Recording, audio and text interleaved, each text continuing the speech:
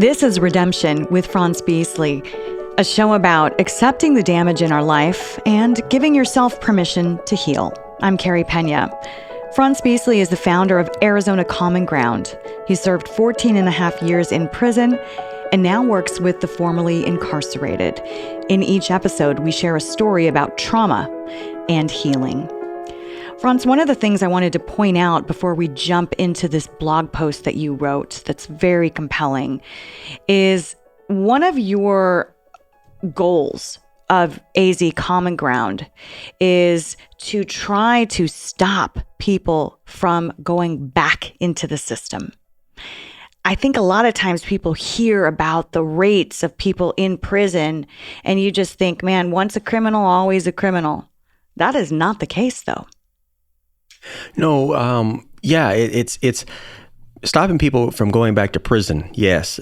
But even further than that, Carrie, I like to think of it as I want to stop people from getting back into destructive behavior, because I feel that if we can focus on what is actually driving the behavior, then we don't have to worry about prison, because they're already in a prison. If that makes sense, it's like the damage is so bad that it's just like for some of these folks, you take, for instance, about 2/3 of the prison system is in there behind a substance abuse issue. So it's easy to say, well, the substance abuse is the reason. It would be easy for us to say, well, that's their choice. Nobody told them to start doing drugs, alcohol, so forth and so on. But the reality is that, what is actually causing a person to begin that cycle in the first place? Why, especially when it's causing damage and it's harming other people around you. Oftentimes before the pandemic began, going into prisons, it dawned on me one time, because when you speak to thousands of people inside, it hit me one day when every audience I speak to, I say, what is going to be the biggest motivating factor for you not to come back to the system? 9 times out of 10, the answer is always the same. Well, my children is why I will never go back. And it finally hit me that I see all these hands, thousands of people giving that exact same answer. But it hit me that, well, it wasn't motivating enough for you. It didn't stop you. It wasn't enough to stop you from getting into the behavior in the first place, to send you back to prison again, to get you back into the lifestyle that led you to prison.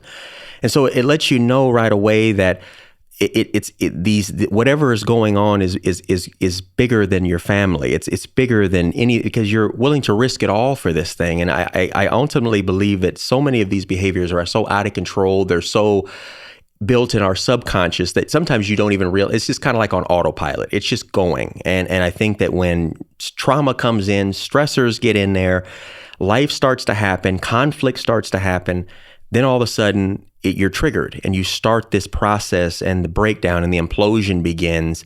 And that right there is where I want to get in, because if we can work in this area, then the reality is that maybe prison won't even be necessary. We don't even have to talk about this again.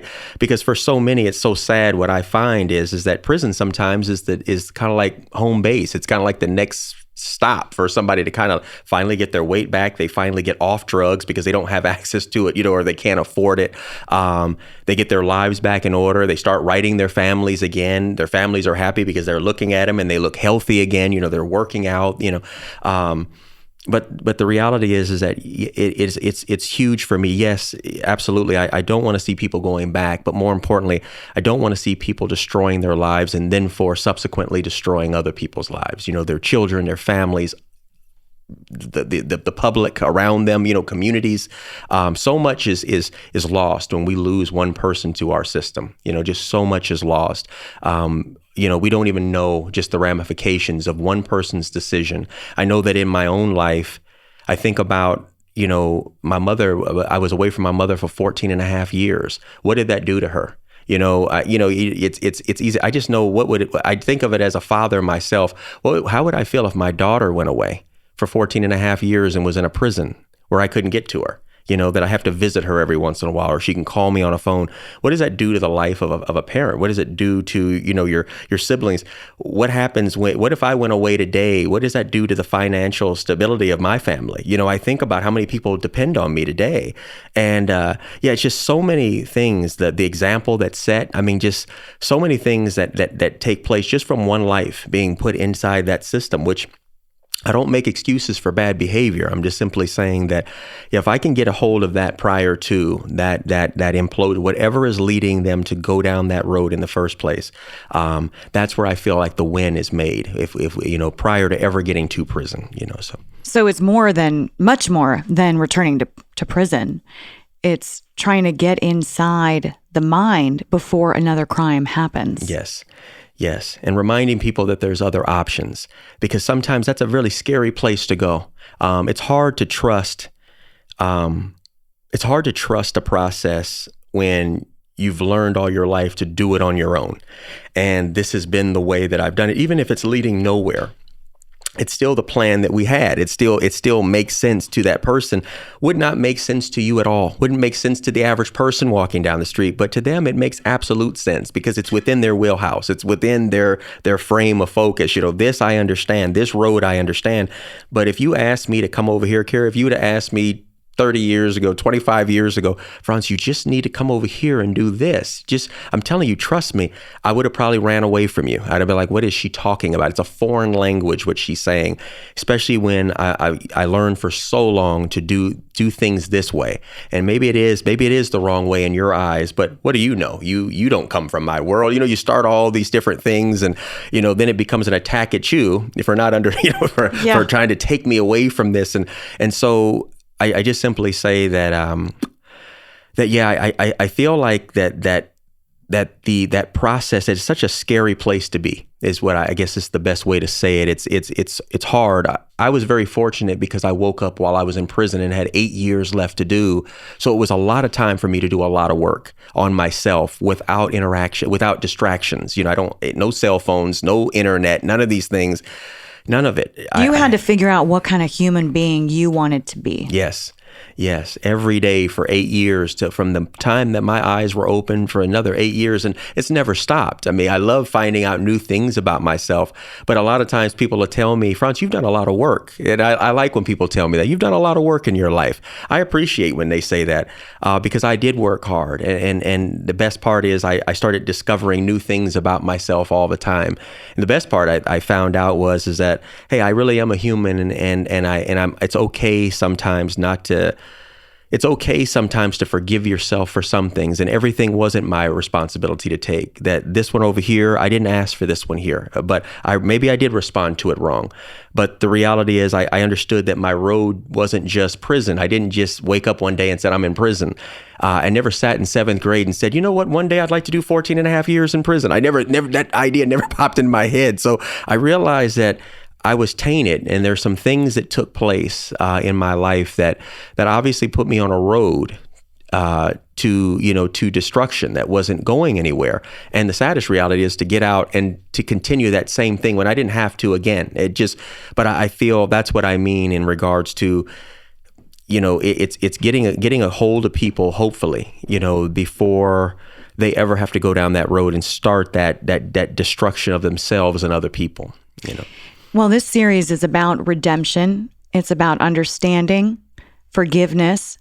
But as you noted, it is not about excusing bad behavior, and it's certainly not excusing criminality, violence, but it is understanding that we do have the opportunity to reshape tomorrow. And that's what your mission is. Yes, absolutely. We can never. One thing is for certain, and I love the fact that you brought that up. I am a victim advocate first. They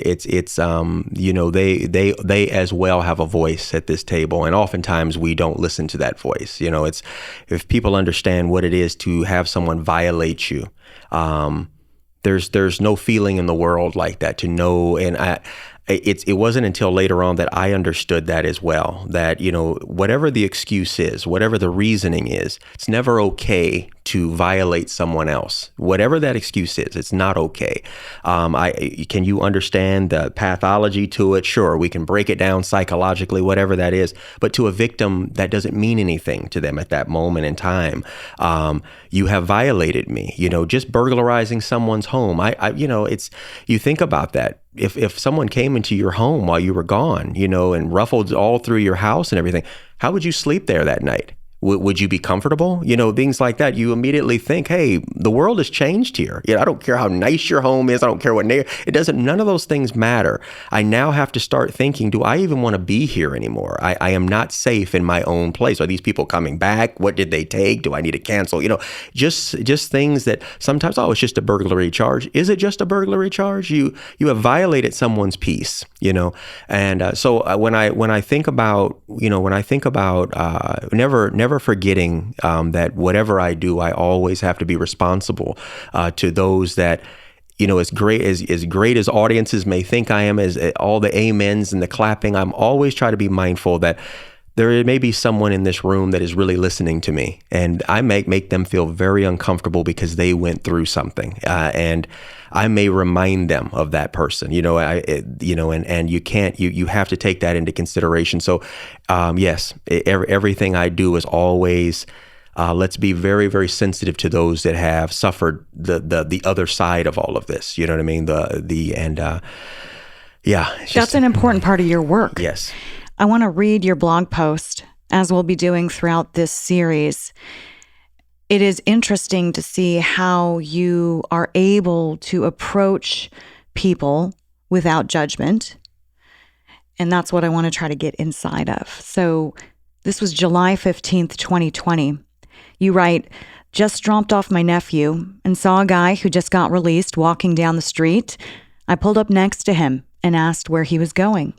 I told him, get in. Are you serious? Hell yes. I'm burning up out here. He was walking, trying to find a store to call his sister for help. He was released with $50, and his ticket to Bullhead City cost him $62. I let him use my phone. She's wiring a few dollars. I'm running home now and grabbing supplies and clothing for him. Nothing like walking all over the valley in 110-degree heat, wearing prison blues, and everyone knows where you've been with no money and no knowledge of the city you're in. I state this again. I realize many people who have been to prison have committed crimes that will cause you to lose faith in humanity. But the question is, as a society, what is the world we want this same person to be released into? One that will prepare that individual to never return to his destructive ways, or a world which will cause him to feel life was better inside? At least there, he has 3 meals and a roof over his head. Tell me more about that as you were writing that. Yeah, I think that every once in a while, I'll actually share those stories. I don't normally like to take pictures of people like you normally won't see blogs or posts with actual pictures of someone. Oftentimes I'll just put my own face up there. It's kind of my narcissism kicking in, I think. But but at the end of the day, I don't like putting pictures up unless I'm trying to make a point. In his case, he had a mask on, which made it more, because of the time of COVID, of course, but so it made it more comfortable for me. So his identity was not shared. But yeah, I oftentimes just pull over because where I work at, and the parole office is off 16th Street and Grant. I mean, it's, and so you're constantly seeing people released in that area in South Phoenix. So I'm constantly pulling over because, especially in the heat, especially during hot times, when I see people that are just walking, do they have a bus pass or any of these type of things? Where are they going? Some of the guys are just milling around in parking lots sometimes. And I've just learned to pull over. Just if I can, I will. If I have 5 minutes, if I have 10 minutes, yes, I will. I'll just take a moment because I just realized that maybe that interaction might change that entire situation, that entire narrative, whatever. And it may be a completely positive narrative that's around the corner, But oftentimes I'm meeting with people that really don't have the resources, or they don't have the help that they need once they're out of the system, which oftentimes is not big help sometimes. I mean, it's like that guy, remembering that story, he needed $12 more. But then I started realizing, okay, now he needs to get connected to his sister so he can get that money. So, okay, the phone call. So now we need to work on this. And he's out here in this 110-degree heat. And I'm like, I know what he's trying to do. He's trying to hold on to this $50. He had a bottle of water in his hand. I mean, and granted, the department let him have the bottle of water. I mean, God bless him. But I mean, now he's walking out here. I don't know if you've ever walked in 110-degree heat, but a little small bottle of water doesn't go very far. It just doesn't, So, the reality is that I don't want a guy like him walking around, not because I feel he's going to harm someone. It's just because of my background and because of where I'm from. It doesn't take many blocks. It doesn't take many streets to realize that next street may be the very street you shouldn't have gone down because you may have a roaring, out of control addiction problem. It's one interaction upon another interaction. We know that just in our regular day-to-day dating lives or so forth. You thought that was Mr. Right. You thought that was Miss Right. You thought whatever. And it's like that one relationship can throw off the entire course of your history. It just throws you off track, And the reality is that same thing happens with people getting out of the system. So I'm very sensitive to that because I know how relationships go.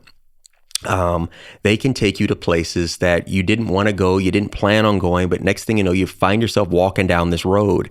I hear enough of these from mothers that call me constantly, Carrie, where, well, my son said he was going to do this when he got home, and now that he's home, I mean, he stayed home for a couple of days and now he hasn't been home in, 3 days, and I'm really starting to get worried here.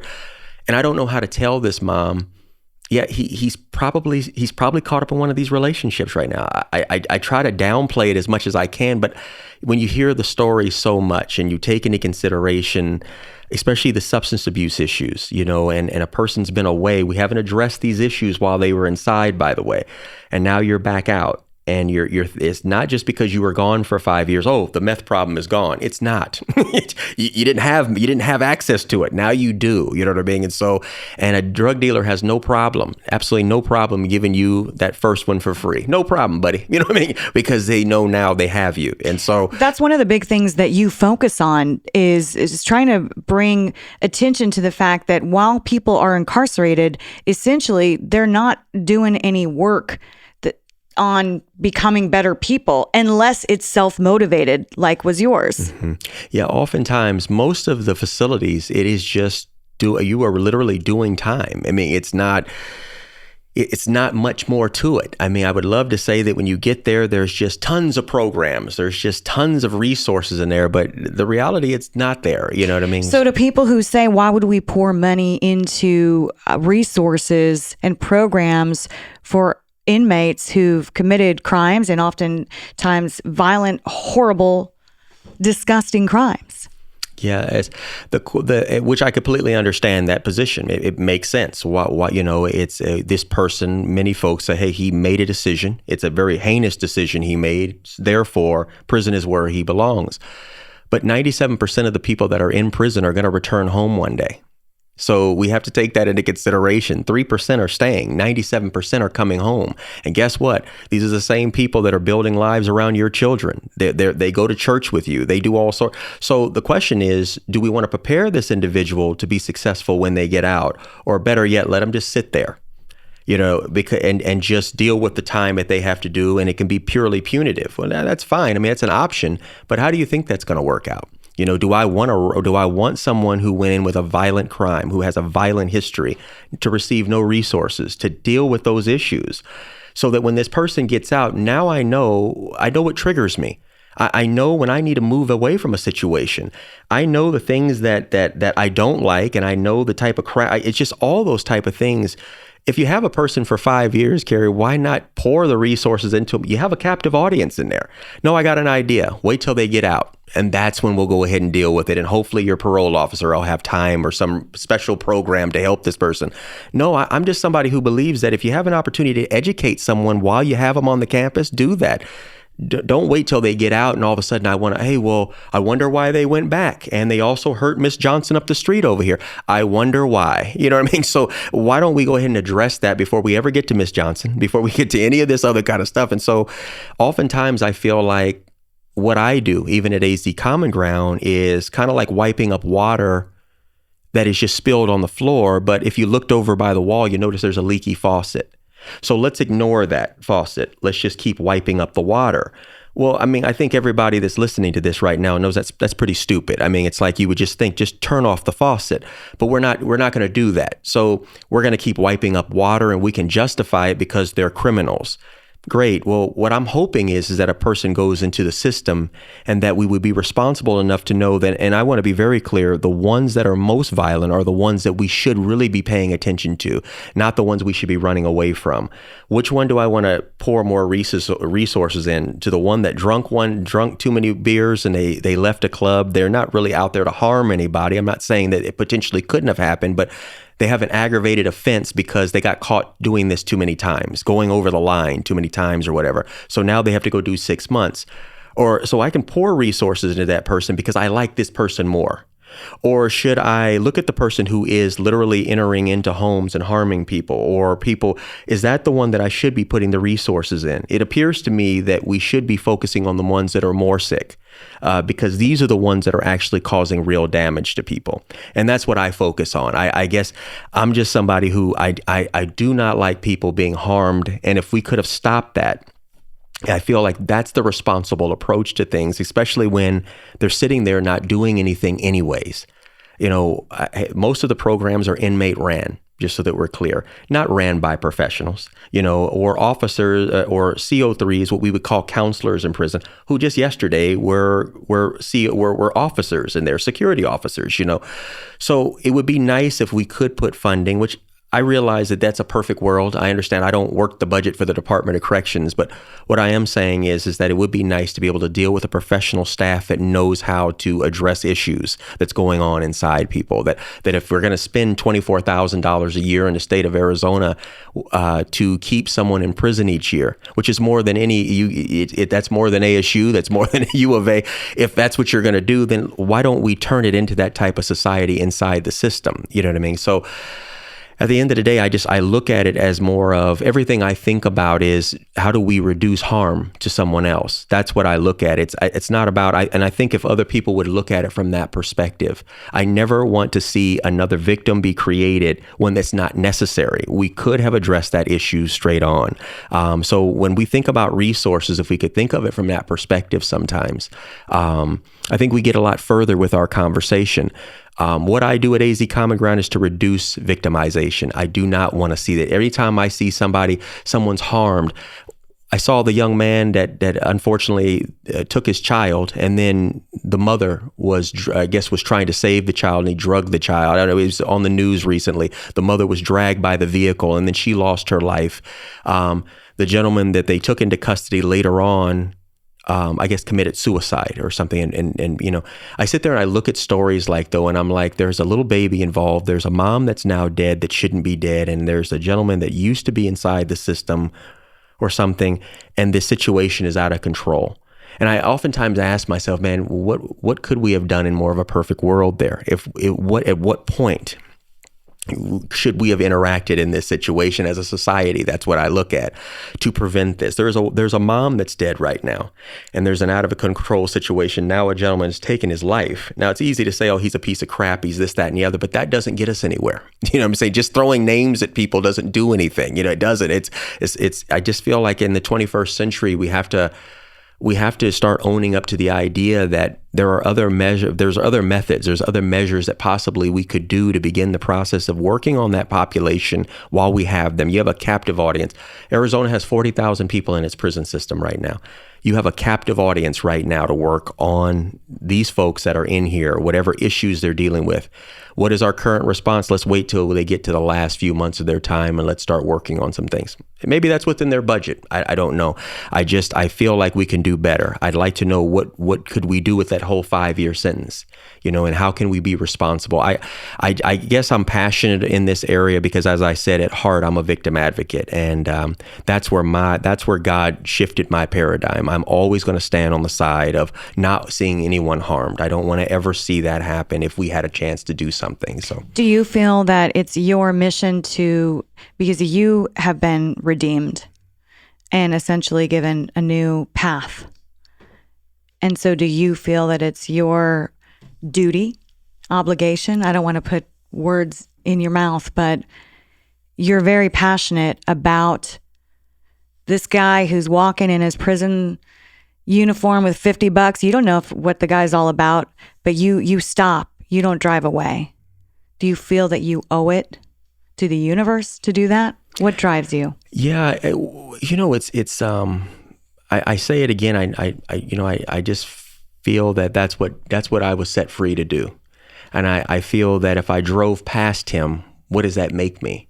To not ask questions. I'm not saying everybody is built like I am. I was in prison.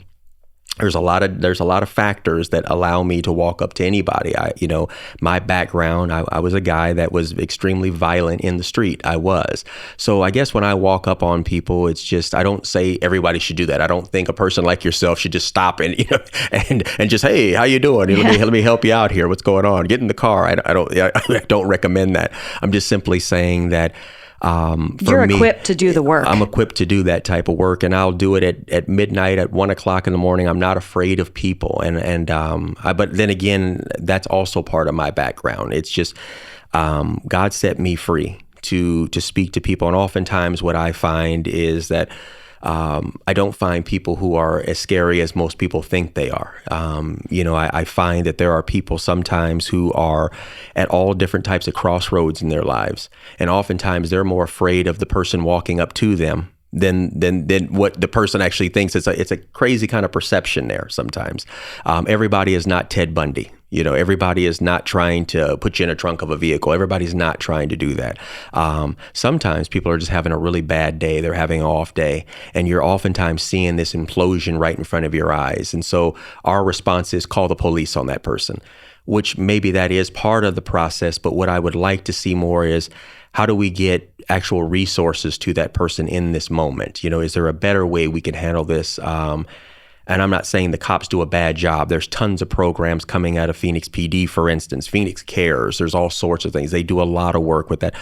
But oftentimes I feel that there are other approaches that can be taken, that also takes the load off of PD, takes it off of law enforcement, where we can handle things. Once again, I feel like there's so much that we as a community can do things. As a valley, we can do things by educating ourselves. Even what you're doing today, asking questions and just educating, getting awareness out there of what exactly are we working with. Now, there's always going to be somebody that says, "Oh man, that's stupid. I just shoot one of these guys." Well, that's great. How many people are you going to shoot though? You know what I mean? You can't. At some point, we have to stop with this John Wayne kind of mentality of everything is just we have these quick answers for everything. You're going to shoot everybody? I mean, seriously. How many bodies are going to have zombie attacks sooner or later? I mean, you can't just shoot everybody, So the reality is that it's crazy. Sometimes I sit in meetings, Carrie, where I'm the person that's been to prison. I'm the one that used to commit all the crimes. And yet I'm listening to people who are more violent than I am. I'm sitting here just like, it's crazy. I feel like I'm Gandhi or somebody, and they're talking like that's like, y'all do realize I'm the one with the DOC number here. Why are you talking like that? You know what I mean? It's just like, I don't want to shoot anybody. I would hope that we could build a better society. And I think that's what's on all of us. So it is a duty, but I think it's a duty to always build a safe environment, environment of well-being, strong mental health. And I think everybody wants to see people flourishing, you know what I mean? And I guess that's why I stop. I don't like to see, I try to think about where that road this person is on is leading. And if I can get in there, if I can just plant a few seeds along the way, I don't even know if any of these people, I've never received a thank you card from any of this stuff. And so I don't know where this leads. But one thing I learned when I was in prison from a pastor that came in once, he said, "Frantz, my job, I come in here not to impress you all. I come in here to scatter seeds. That's what I come in here to do. My job is only to scatter. I'm not here to plan anything. I'm not here to tell you guys. I just want to give you guys a powerful message that hopefully impacts some of your lives." And that's that seed. And those seeds did plant in me. And there's a million people that have planted seeds inside of me. And there are people who literally would never thought those things would have blossomed. Knowing the old me, they never would have thought. But today they are blossoming, So I do feel it's my responsibility, it's my duty. So when I saw the gentleman in the in the blog, I just want to make sure that I take every advantage to be able to say, I remembered when people used to come into prison and talk to me. When I look back on time, Carrie, I think about all the millions of little angels that have been in my life. the people did try to help me, you know what I mean? Through school, through all sorts of, people saw things inside of me, people trying to encourage me in certain things, but I couldn't see that at the time. But later on, all those words, all those good sentiments, all those things started coming back to me, and they have fully taken root now, and I get it, and I get blessed by this, and it motivates me, inspires me to be better every day. It also lets me know when I mess up, get back up. It's okay, man. You're gonna be all right. Life is made up of mess ups, wins, losses, all those things, you know. So when I see people getting out of the system and they don't seem like they have much of a plan, if I can get to them, I'm gonna get to them, and you know what I mean. As we wrap things up, I want you to leave the audience with the final word. And you're talking about scattering seeds, so we're scattering some today. And for anyone, thank you all so much for listening. For anyone who's really listening intently to what you're saying, let's speak metaphorically. You're not telling people stop the car, pick someone up. You are uniquely qualified to do some of these things you're doing. But metaphorically speaking, we can all stop the car. Yes, absolutely. And it sometimes just comes in a million different ways. It's always looking for ways to serve. And that's what I look at, that every person that on this planet has something to give. And it doesn't have to be, I stop cars because I don't like to see people in certain situations. That's me.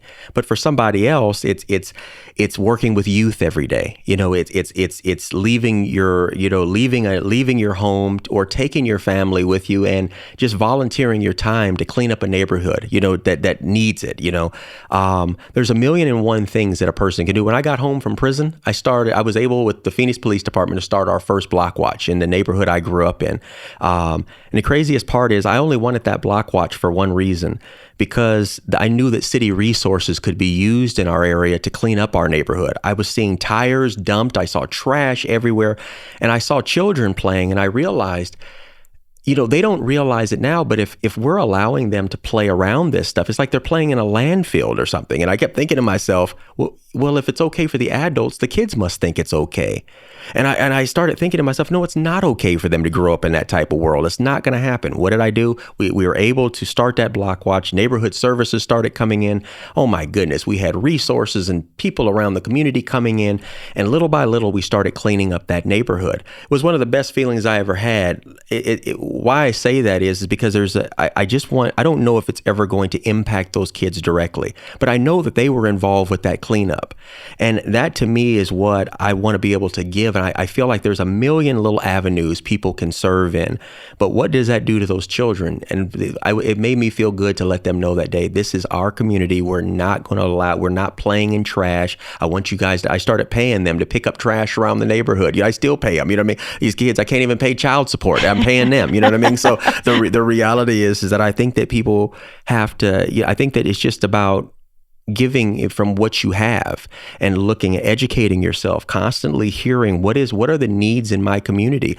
If it's other nonprofits doing it, maybe you can volunteer with those nonprofits in areas that really speak to your heart. But in my personal opinion, I would prefer to work more on the side of prevention with children before we ever have to worry about a person walking down the street without a plan getting out of prison.